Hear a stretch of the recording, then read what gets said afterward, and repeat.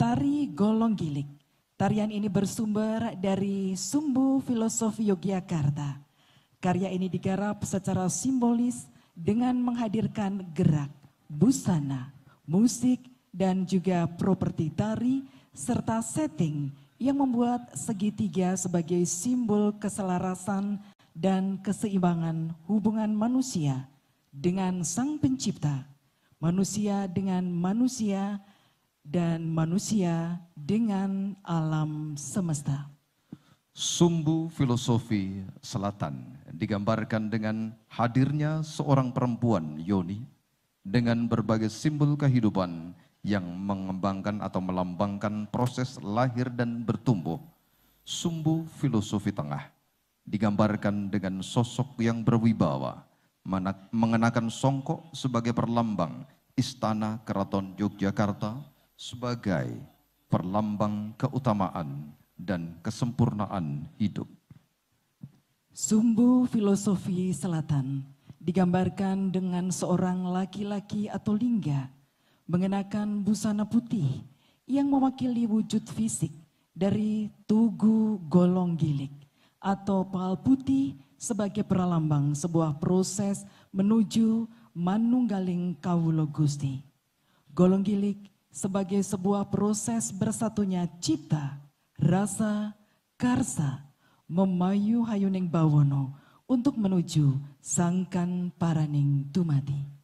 Karya Anter Asmonotejo, Magister Seni, Komposer Budi Pramono, Penata Busana Rohadi, Kru Busana Dwi Cahyono dan Lintang Ayudya, Penata Artistik Subekti Wiharto dan Andi Setiawan.